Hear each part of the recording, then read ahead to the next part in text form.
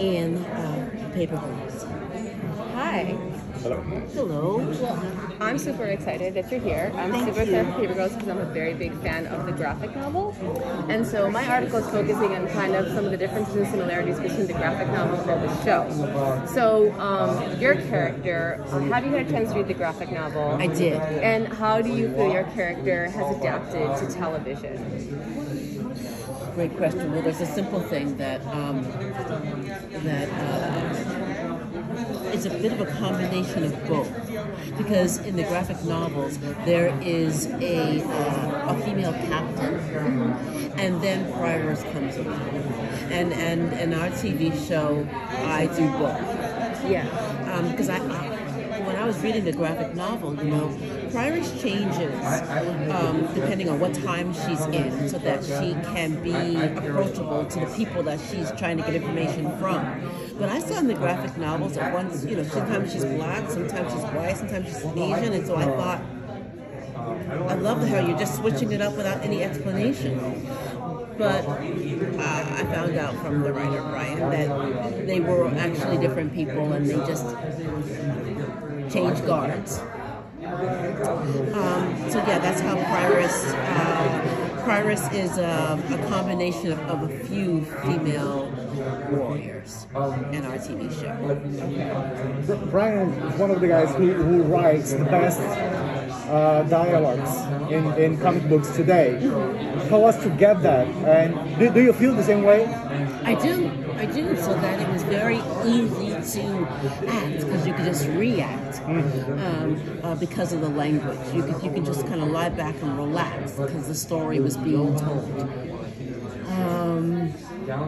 And then I also love that, every once in a while I would kind of do something that was maybe superhero-ish or maybe a bit like a robot. And I remember sometimes the directors just kind of pulling me down, wanting me to be as human as possible. So I appreciate that direction.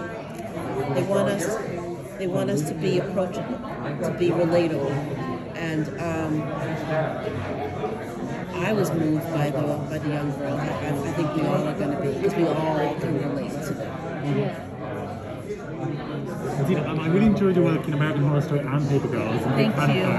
So I wondered, how did this experience filming Paper Girls compare to your work on American Horror Story? They're both genre, both extreme at points, but also very different in tone, I think. Oh gosh, great question. How were they? Well, the outfits on American Horror Story were a little more comfortable.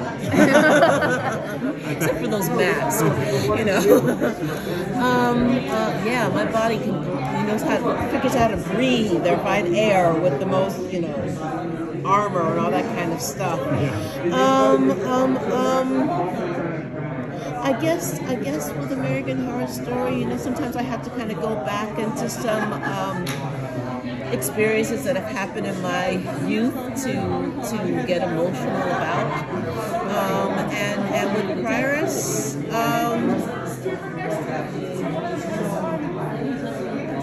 with Prioress, I could rely on the given circumstances and the parameters of the comic books and follow that along. Luckily, I've been busy, and so after a while things kind of blur. Every once in a while, a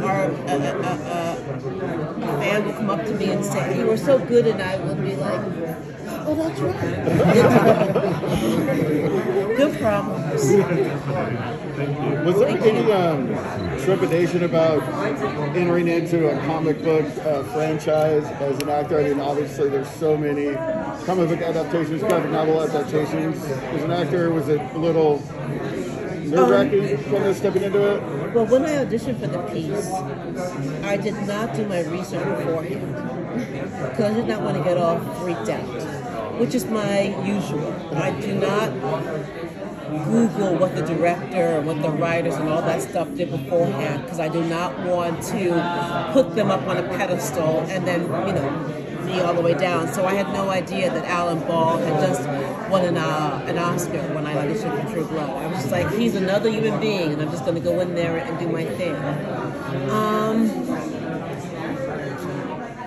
I have a particular guy friend who loves comic books, and when I told him what I was about to do, he was like, whoa.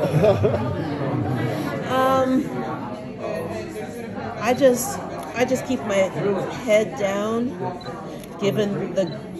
find out the given circumstances, and try to make every moment count. So I was beyond grateful to have a job.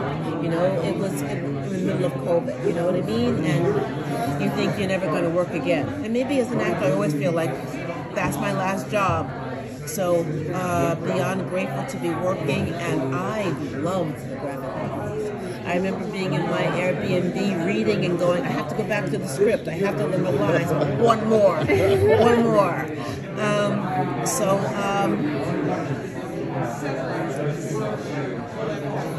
I think I love Prioress is a smart bitch. Yeah. She's damn smart. So I just was beyond grateful to be able to what's the expression? Either wet my whistle or be able to dial it in. And she's a warrior, and then you're going to see she's all these other things to get people to talk. And they were just like, more, Adina, more. And I was like, all right, we're going to go for it. Here we go. There is a noticeable lack of Prioress in the trailer that I've seen, at least. What do you think that they're keeping from us? What? The costume.